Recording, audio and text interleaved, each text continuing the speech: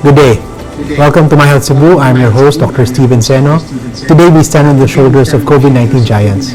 Both my guests are proud alumni of the UP College of Medicine. My first guest is Dr. Melvin Sanicas, a physician-scientist with a Master's in Science in Infectious Diseases with over a decade of expertise in vaccine development.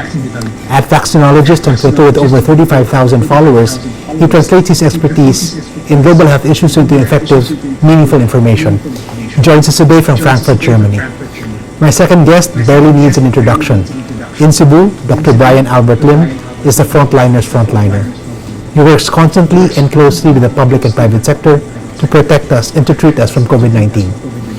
Unknown to many, apart from his infectious disease training, he also has a master's degree in developmental economics. So, Dr. Bryan, Dr. Melvin, good day and welcome to the show.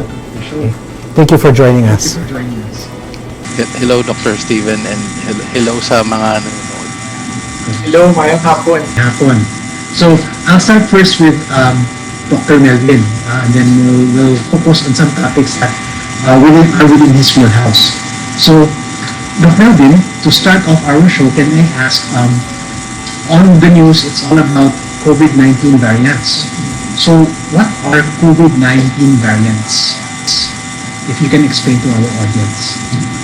Okay, so the reason why they are called variants is because they are a little bit different from the original strain, but they're not a separate strain, so we don't call them a strain. It's a variant, right? Because when you say a different strain, it has to have different biological properties. Okay. So maybe step back a bit.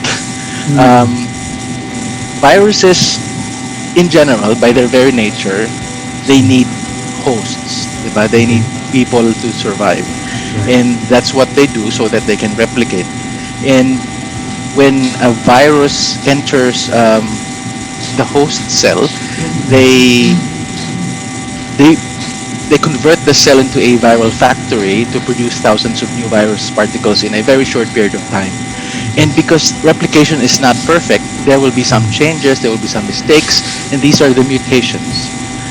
When we hear the word mutant or mutation, we think of Hollywood films, right? We think of the X-Men, who are mutants with superhuman abilities.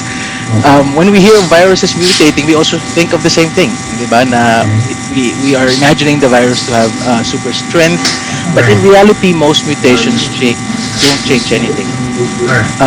There will be mutations that will make the virus genetically different from the original one, but there will also be changes that will make the virus more inferior, meaning it will make the virus less able to replicate, for example.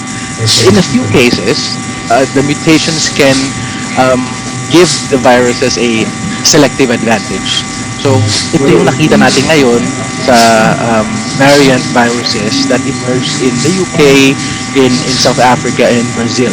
And from what we've seen so far, these variants are more transmissible than the original version of the SARS-CoV-2. So having emerged differently, do they present differently as well? So itong mga variants na have come into the news cycles, are they more virulent, or how does that mean? How does that translate to those among us who want to be free from it or want to protect ourselves from it? So it seems like the data is emerging from all these three different variants. So we call them variants of concern kasi sila yung may potential nga na maging mas dangerous, di ba? Okay. The one that's been discovered in the UK and South Africa so far, we know that they're more transmissible, and there is emerging data to show that they are also more lethal. The one in Brazil, we know that it's more transmissible, pero hindi naman siya more lethal. But these are all from preprint studies; they have not been peer reviewed, so we need to wait. But we can say that these viruses are more transmissible, so mas mabilis makahawa. That's an excellent explanation, and just because they're variants, it doesn't mean to say that they can be more deadly or they will be more deadly. In fact, some of them can just be mutations na doesn't affect any of us differently. So, another thing that is very popular in the news cycles is the availability of vaccines. So, if you can help our audience understand how do COVID-19 vaccines work? So in general, we know that there are different types of vaccines, right? And for COVID, we also have these different types of vaccines plus a new one. We have the mRNA vaccine. And I have to emphasize here that the mRNA vaccine is new, but the technology is not. So scientists have been studying mRNA since the 1990s. All of them, although they are produced differently, they are recognized by the immune system. They trigger an immune response without causing COVID-19. And so in a way, they train the immune system without requiring a full-blown infection or disease. So para siyang war games. So the immune system is in a war game situation. So when the real enemy comes, we are able to build an effective immune response and control the enemy, which is COVID. Are they effective? So we hear of different numbers when different vaccines come out, and some of the numbers can be confusing. But in general, do they work? And are there factors which contribute to that? Yeah, so the good news is all the COVID vaccines that have been approved so far, they are effective at preventing infection, although varying degrees, like what you said, but they are very good at preventing disease, hospitalization, and death. So that's a good thing. The answer to your question about the things that can affect the efficacy of vaccine, so madami, including the vaccine itself, right? The vaccine type, use of adjuvants. So some vaccines have adjuvants. They are substances you add to make it more immunogenic. The dose itself. So it's usually a dose response. So when you give more antigen, you usually get more immune response as well. So for example, if you have a 2-dose vaccine, you have some immune response with only one, but you will only have optimal protection with 2 doses and only after 2 weeks, for example, because it takes a while for the body to train the immune system, right? And there are also other things that can affect the efficacy of vaccine. For example, a person's age. Typically, efficacy of vaccines for the elderly are lower. We see this in flu vaccines, for example. But fortunately for COVID vaccines, this is not the case. We also have behavioral factors, like smoking, alcohol consumption, exercise, sleep. These things also affect the immune response, plus nutritional factors. We see this in children, right? A malnourished immune system takes longer for the immune response to work. Okay. So it seems from the broad strokes, Dr. Melvin, is that if the host is more competent in mounting an immune response, the vaccine is more effective. So am I right in that understanding? Well, the vaccine can still be effective, pero the immune response is not as optimal as we expect if the host immune system is not healthy. So I guess what we take away for our audience is that when you will become a candidate for vaccination, you have to make sure that you are making yourself healthy first before you get the vaccine, which includes maximizing on sleep opportunities or sleeping properly, on eating healthy as best you can, exercising when the opportunity presents, and all these other factors to associate with a healthy lifestyle. So, Dr. Melvin, thank you for that. That was a great way of starting off our show and encapsulating all of these questions about vaccines and variants. So we'll take a short break. As we come back, we're going to talk with Dr. Bryan Albert Lim, who's going to tell us more about Cebu and how we can respond to these questions about vaccines and variants. Come join us.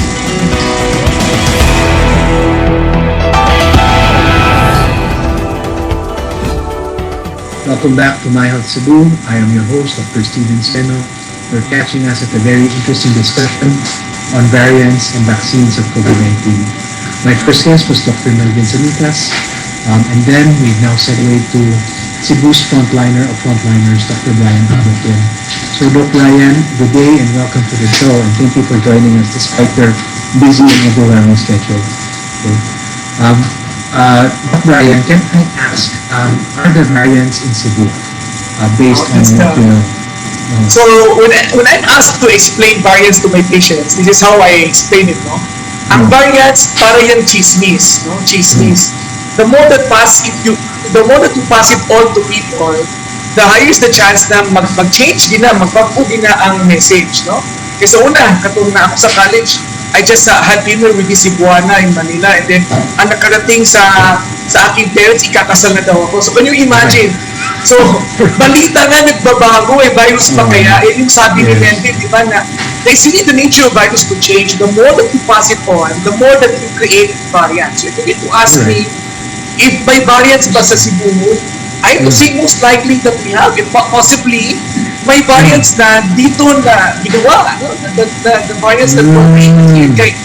Kaya wala ko ito nag-test sa genomic sequencing. No? Matatag nag-test na other variants sa ito. So, but if you were to ask me epidemiologically if ever the UK and all the Brazil variants are here in Cebu, I think what's interesting now in Cebu is we are seeing an increase in cases. But so far, our hospitalization utility rates are still not overwhelmed. No? And there are many factors. No? What could be, one reason could be na marami na tayong mga isolation centers. No? Daghan na tayong mga hotel, daghan na tayong mga quarantine facilities. Yung unsa po siguro na reason is ang mga tao, kay palong po silang i-consult early. So some of them opted to be managed in their homes. In a way, there is that balance. No? But when you take a look at the case fatality rates, wala pa ka sa katungatuang na agian last year. Nagkagagiga yung mga nangamatay. So, and if you are to believe, yes. Brother Bry, was what months was it most difficult? Oh my, na our worst July, months, no? I could never forget, it was June, July, August. Okay. Those 3 months, we could see patients just going to the ER already gasping for air. So it was terrible, it was hell on earth. And I want to compare, the numbers now is actually comparable to last year. Okay. So, but now I have time to talk to you, I have time to eat properly and start gaining weight. But it's a different, I think it's a different situation now. But I think we should not be complacent. We still need to be very adherent to the prevention measures. So all I'm saying is, I think now the right mindset should be, the more that we pass on the virus, the more the possibility that the virus will mutate. No? So we need to really observe the power of preventive measures. That's very good to remind all of our viewers there that ang gihapon sa preventing COVID-19 ang facing, wearing the face mask properly, putting on your shield as recommended by IATA, social distancing, avoiding social gatherings, and hand washing. So Dr. Bryan just gave us how the variants or the current situation of COVID-19 is affecting our community. Part of the social media talk these days, Dr. Bryan, is vaccines and when do they get to the Cebu setting specifically. So to your awareness, when can we expect them and where can we get them? Okay, that's a very good question. No? We need to understand that here in the Philippines, all the vaccines are not technically approved by the FDA. No? Because when you say approval, it means that they're basing their decision based on finished studies. And at the same time, the accountability would naan na sa mga pharmaceutical companies. Right. What we have here is an emergency utilization authority. So what it means is that because we are basing we are procuring based on interim data, because all the vaccines we still need to really be very strict about it. What the data that we have is still the short-term protection, but that's already very encouraging, no? Okay. So what's happening now is they are granted an EUA, and at the end of the day, it is the national government who is accountable for any adverse events or any issues with the vaccine, no? That's why the only entity that can procure ang makapalit na yun sa bakuna is the national government. Okay. Now, ang naanay EUA sa Philippines is Pfizer and AstraZeneca. Right. All the others are, i-evaluate pa na nila, pero I'm very much excited to have more options, no? Now, karon, dagan kayong balita, no? Kaning ang mga kumpanya, kaniya mo ang silingan, nakapalit ko, no? Naasilig yung ordinan, Right. Now, this needs to be understood that all these deals are preliminary while pending an EUA granted by the Philippine FDA. Right. Now, if the LGU and if the private sector would like to procure these meds for their employees or their staff, they need to coordinate and they need to do so with the national government. So what happens? Their order is going to be an addendum to the order of the national government. Now, how do we optimize? The reality of which is that ang mga bakuna, dili ginataghan, no?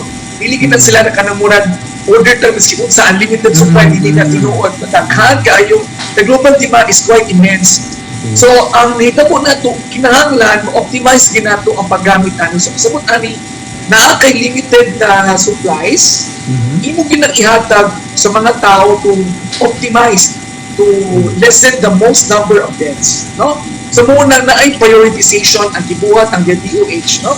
So number one, ang healthcare workers, na ay tier 1. Ang next, of course, kita man ang naagit sa frontline. Kung magkasakit yung mga healthcare workers, muna ato ang mga hospital absorbing capacity, hindi may sakit. So, mo din yung pagtakbal kung naakit ako kay building niya, wala yung health workers na mga timan nila, wala, useless.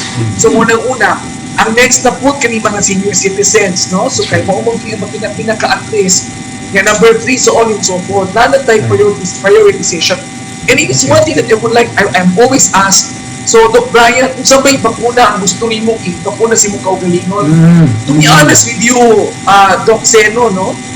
I don't care. As long as it is evaluated and approved and given an EUA of the national government, I would take it. Now, they would ask me, Doc, what if morning brand ihatag sa imo karon? Naapay mas input na brand next year. No, I would take it now. I want it now. I mean, 1 year of waiting, so many things can happen. So all I'm saying is, I know it's very difficult for of course, for our viewers and for many to trust the FDA, but sa karong panahon na wa na magbuhat tay lain na entity na atwang i-trust, no? Na kinakaroon Pilipino ra gyud ang mutabang sa kapwa Pilipino. And hindi man ako, I'm not at liberty to say kung kinsay naa sa ilang expert panel, pero most of these are our professors nato kitang tulong. Kailan taan kasagaran nila na UP ni na mga bright sila na mga tao, mga as in mga grabe ni mga utok. Right. And I trust them. No? I think it's important. Even the FDA director is our alumni also. So, our alumnus. So, I think importante lang na kani mga conspiracy theories, kani mga noise, ato lang i-block out, maminaw sa tarong kay karon, kuyaw kaayo ang spread of chismis about the virus. Kuyaw ka na. No? So, thank you for all of that. No? So many points, I think. One of them is there's so much disinformation out there. I think Dr. Melvin also shares the same advocacy. Part of the drive in protecting all of us and recovering from COVID-19 is really getting the right information. Traditionally, there's a hierarchy of information you can get. But in the advent of social media, lahit na ang gawas na it really depends on what's most popular as well the most trustworthy. So, we would like to ask the community to make sure that we get the information properly. So, what we're also asking from you is the therapeutic alliance, the alliance that's based on trust. So, in the weeks, in the months that we've undergone this quarantine, some of that trust has been tested, and we ask you now to give us back the trust, and we hope that we earn it and we preserve that, which would lead us to vaccination. So, Dr. Bryan, I will also ask this from Dr. Albert, is how do you prepare vaccination as a community? No? So, hopefully it will come. We are hopeful now that 2021 will allow us access to the vaccination in the Cebu setting, Visayas, Mindanao, all of the Philippines. How do we prepare ourselves for that? From as an individual, as a community? Yeah, so of course, as an individual, we need to, as what was mentioned, we need to be able to ground the fake news and focus on the true science of these vaccines. I think that's very important. And as a community, we also need to address the fears of vaccine hesitancy. So, as I always say, no, na duwara gyud na ang category sa vaccine hesitancy. No, it's always either it's a brain or a heart issue. Brain because wala kibalo sila sa tinuod. Kana mas dali na nato ma-address, no, because we need to educate. There are people who don't want to be vaccinated because they don't know. They don't know the science, they don't know the benefits, and they don't know how these things go about. So I think those needs to be addressed. So I think the medical community and programs such as this have a very strong role to play in the next months or even the next years to come to educate the public on what is real, no? And on what is scientific. Ang mas lisod kaning heart, kaning puso. Kaya karon magod ang Cebu ang challenge, din back siya site magod na before, no? So the mass vaccination ng din back siya Cebu City, Cebu as a whole was a site. And there was a lot of noise also with that vaccine. And it unfortunately that has led to a lot of vaccine hesitancy. And there was a point na ato ang mga barangay health worker kay ilang tatuon. The mothers would throw stones each time these midwives would visit their homes. It's that, no, that is very scary. So, kana kinahanglan mas creative ang ato ang pag-hawhag sa ato ang pagparay sa ato ang mga katawhan, no? Kana tinanan na mo abot ato ang mga artista, mga influencers, no? Ato religious, I think, no? And dinana. So karon as the government, in fairness sa ato ang gobyerno, daghan na kaayo mga trainings and meetings. For example, for the Cebu setting, no? Ang Vicente Soto and the Department of Health in June 7, they have been meeting non-stop and training non-stop to help launch the vaccine. So the census is already being done. Vaccination centers are already being established, no? So resources to prepare for the adverse events are nasubsubod na punta. Kaya ang muna lagi ni, ang pangutan na kung pag-abot aning the cold chain, of course, apil na po na siya sa pag-prepare. Ang mga vaccinators, ato na po nang gikuan, no? Kaya bakuna, namula tayong tao na mo bakuna, so importante po na ni-address. Pero I think the logistics side can be managed, but more on the vaccine hesitancy as na kinahanglan ang mag-address. Doc Bryan, if ang ato mga concepts of vaccination, so especially akong background being pediatrics, you just go to the clinic, you talk to your doctor na I want to get vaccinated niya. Within 5 minutes, mahuman na ang procedure vaccination. So, with COVID-19, it's going to be different. So, how do we manage this entire community to get vaccinated? How do you foresee it in the next months to come? Oh wow, that's a very good question. So, it depends on the type of vaccines that you will get. Because there are certain vaccines like the Pfizer and the Moderna vaccines, so in cold chain is a little bit of a challenge, no? So for example, their vial, once you open it, you need to consume it within 6 hours. No? So for example, kanang moabot din sa atua, o niya, ang moabot o patra, imo na lang ilabay, sayang na that's thousands of pesos of Philippine money. It's not just even a money issue, das vaccine is a limited supply. So, there has to be a way na natin backup plan. Kung hindi mo abot ang kaning mga naka-schedule, na i-backup na pwede na itong ihatag ang pagpunan. Na nakakita bitaw ta sa internet na katong na-stranded ang kaning sa Amerika, na-stranded sa snow ang truck na ay pagpuna. Ang ilang gibuhat, ilan na lang ipanawag ang mga katong mga tao na naadito, ilan na lang ibakuna. That's for me a very good act of leadership and you acted on because you wanted not to waste me. You took leadership and give the vaccines to mga people. So, importante na sa tingin ng perspective. Ang next na itong na-issue yun, kaning 2 doses mabot ang kasagaran sa mga bakuna. Kabalo ba taani na, for example, if you have patients who come and if you come back after a week or so, they don't come back. Right? It's a very, I have to say this, it's a very Filipino nature na, ay, okay na din, puro ka naman ko. So, sayang kayo. So, kaning mo sila sa problema ang pag-follow up nila pagbalik. Yan kanina mga tauhanan, kung di sila putunga, at tuon din nag-atuon, naagitay-tin na mo anto sa balay. For example, nagtrabaho, huwag magbukoy kabayad ang nato, wala ko'y huwag pang pangpamasahe, kinahanglan, ato ginag-intipay, at kung nato. So, there has to be that patient-centered perspective na ato ginigmahatag ang virus, the vaccine to where they develop. Another issue sa natuan is the adverse events because of course Doc Melvin can better expand on this. We have different adverse events. Wala mag-itambal na 100%.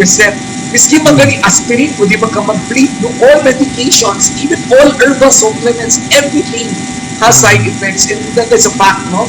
So, muna na siya ron na ang importante ani is naagitin mechanism to monitor, no? So, ang atong girekomenda na dili lang muhulat na naay adverse event, na naay side effect, usa ta mo action.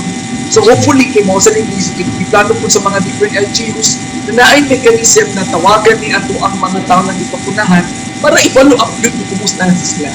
No? So I think mo na ato ang it's going to be a lot of work for ang anay gid ba ang ato ang problema karon is convincing people to be vaccinated. That's right. Well said, Dr. Bryan. Come on, when we come back, we'll take a short break. We'll talk more about this and atong responsibilities and roles, not just as individuals, as communities, as educators, as scientists, in order to promote vaccination. And then, perhaps part of that, tell them about what to expect once they're vaccinated. So come join us.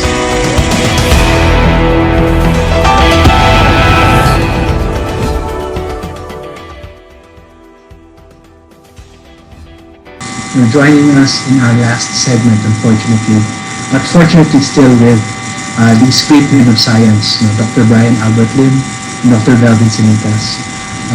So let's talk about science and how this can help promote vaccination. So when Dr. Bryan Lim was talking earlier about having science prevail over fantasy, I remember this cartoon from 1990 called The Flight of Dragons, when with science, all of these dragons or fantasies or fallacies would then die.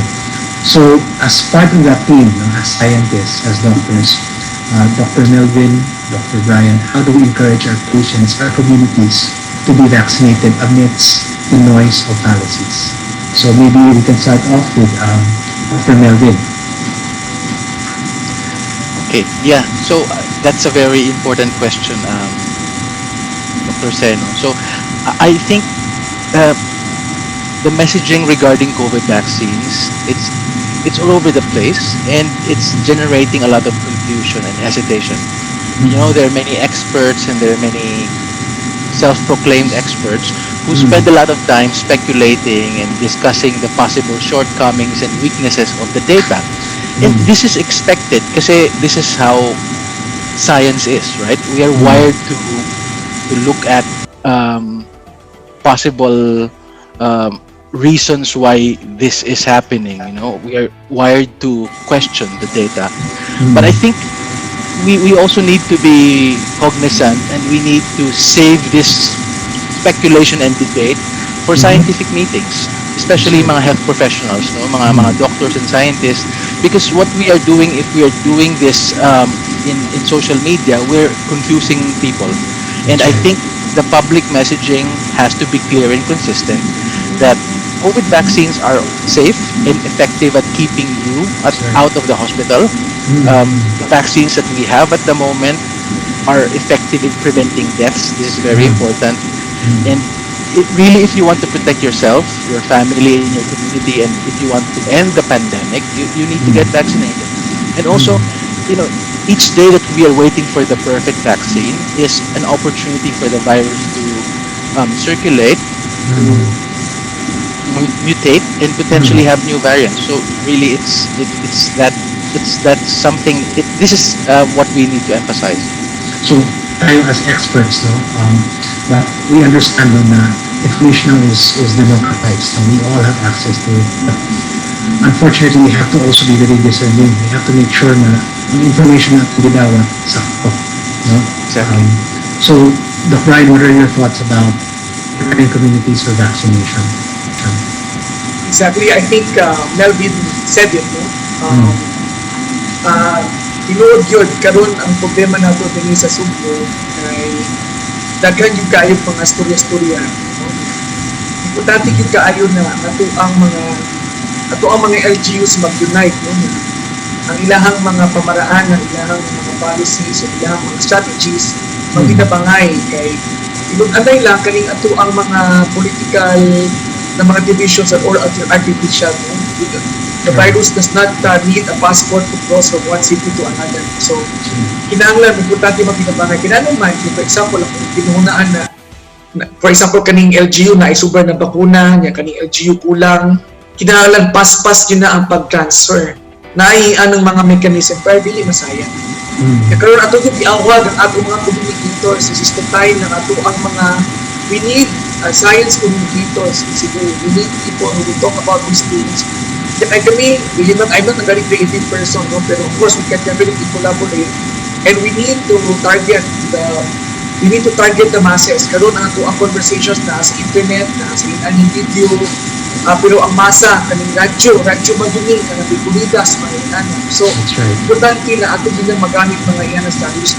Mura ta ani ng kampanya o eleksyon na style ang kampanya. No, in anak ka level. If we can use the campaign machinery to campaign and elect I don't know, sigit sa na lang. So, mas, siguro magamit din nato ang strategies para magpapapuna ta to save lives, di ba? Okay, okay. So, that reminds us, no, Dr. Ryan, remember the beginning of the pandemic, the UP Medical Alumni Association Cebu chapter, we developed these videos encouraging people to follow social protocols for protection against COVID-19. And I'd like to think that we were helpful in that regard. We launched it in July, that we somehow help the community be more aware and use the platform. And concurrently, we also went out into the community using the corridas with sponsorship from our private sector, including Donta. And then also, we helped spread the word through radio as well. So it's not just messaging to help. It's not just one platform, but multiple.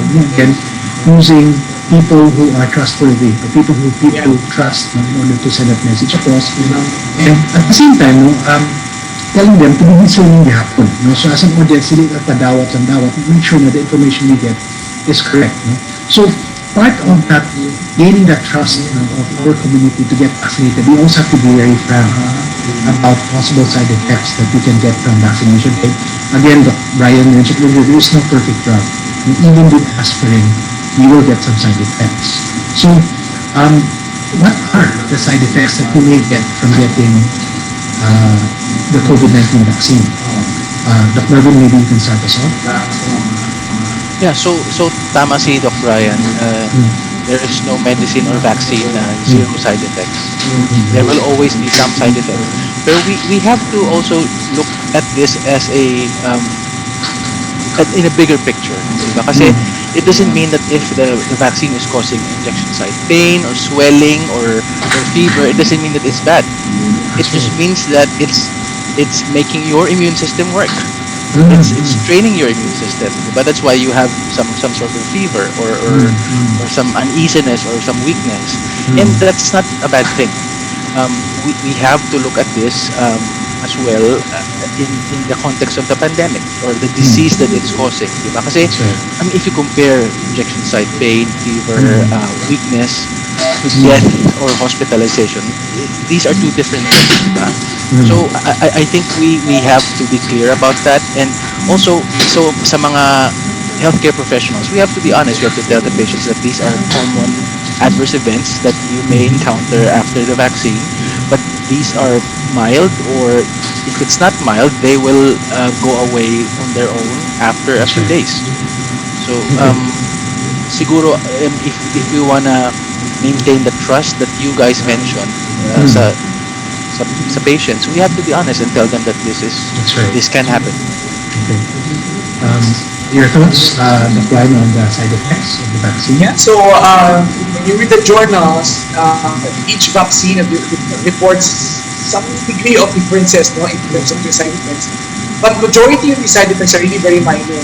So, ang kinabuhi man yun, we know na it's really a balancing act between the risk and benefit. For example, if you're gonna cross the road, there's the chance that pwede kang maligsan, right?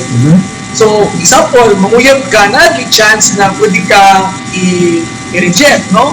But you cannot go through life with just the fear of what could happen wrong. So, I think, kung atong nang i-balance, kung ang side effect is, let's say, 1% or 0.5, 0.8% niya, ang benefit niya, naku kayo, it can save you, it can protect you from having severe disease by 90%, 95%, 60% reduction, etc.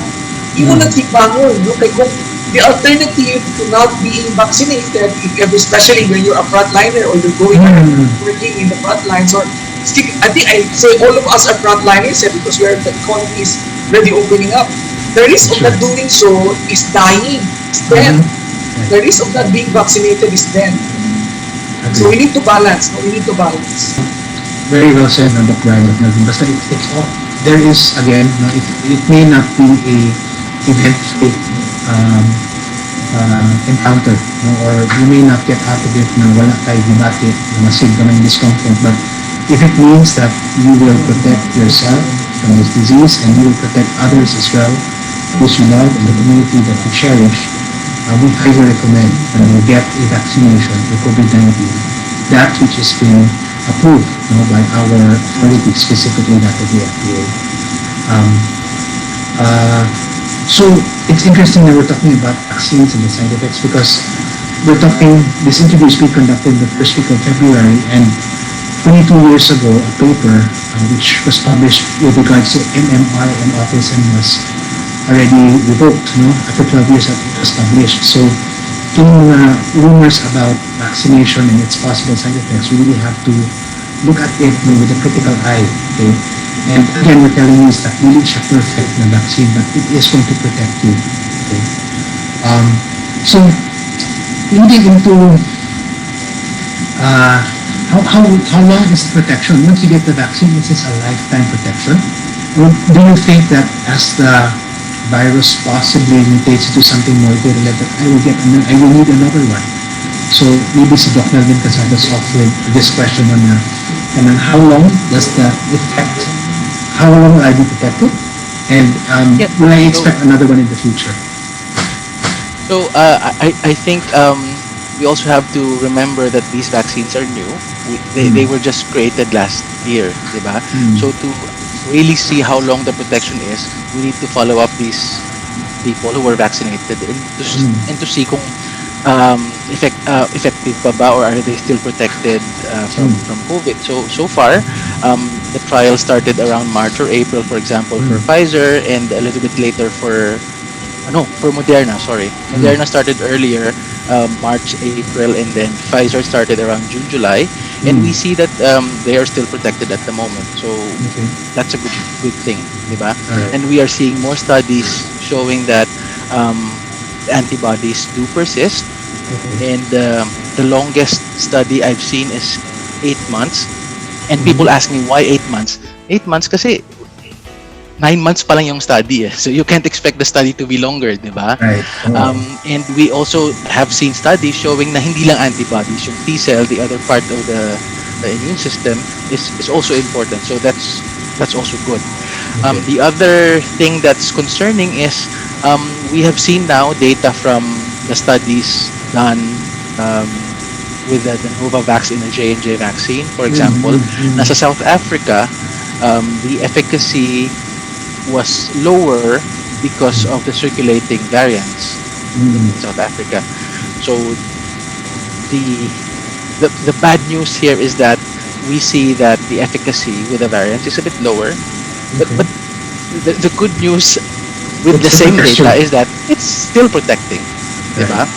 Not as high as the ones in the UK and in the US, but it's still protecting us from the variants.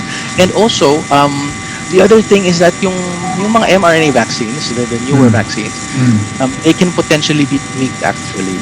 At mas madali yung pag-change. You don't have to do the phase 3 trials again.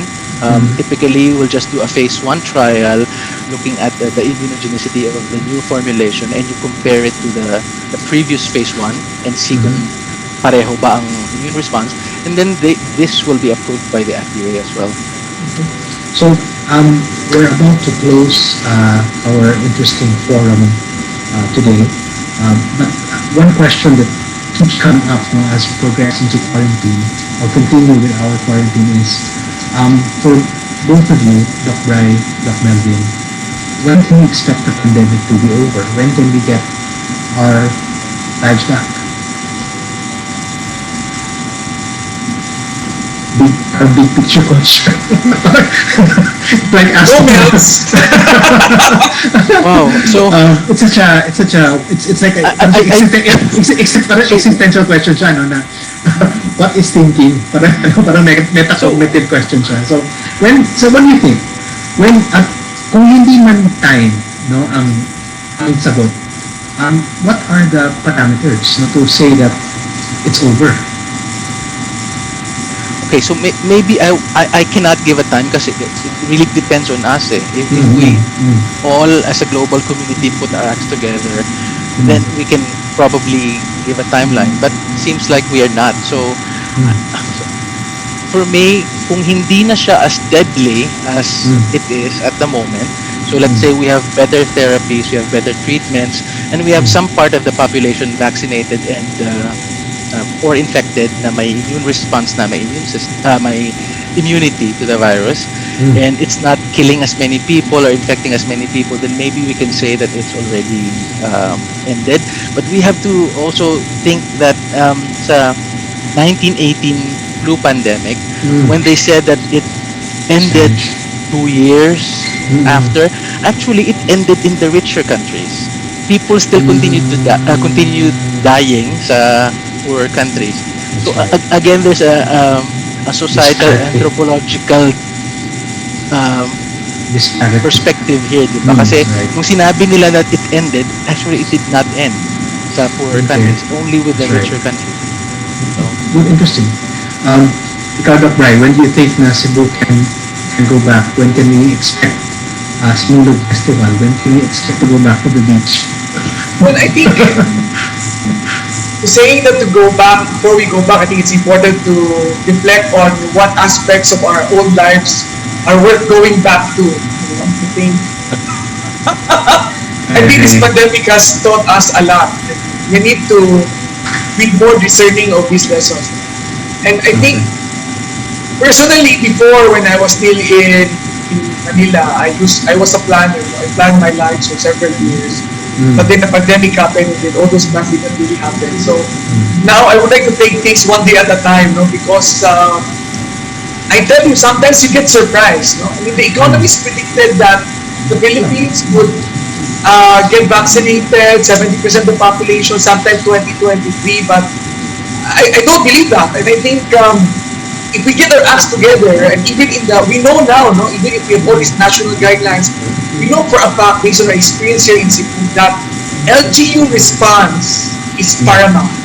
Regardless of what advice any WHO, CDC, or the national government, it is the initiatives of the local executives, the people in the ground, that make a big difference. Now, we know this Teban before, di ba?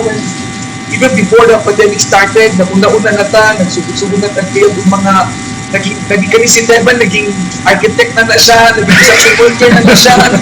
Lahat na, ano na gawin? Sige, aralin natin, sige, construct tayo, construct, bahala na. So, engage in the community, sige, good lang.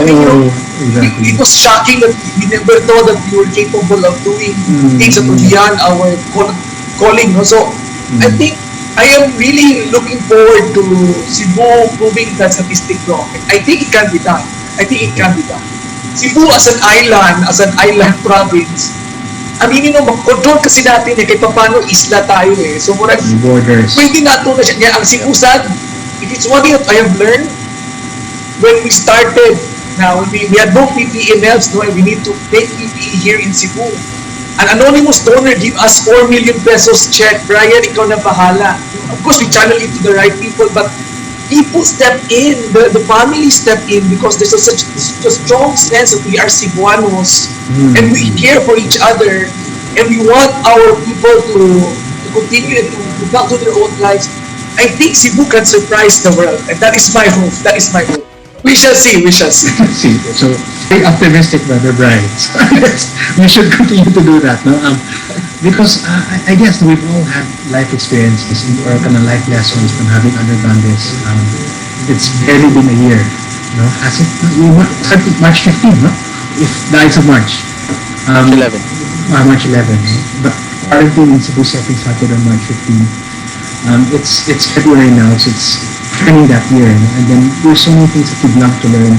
Yeah, the lessons are not just scientific, but they're also about the strength of humanity. When you come to understand about resilience, about creativity, about charity.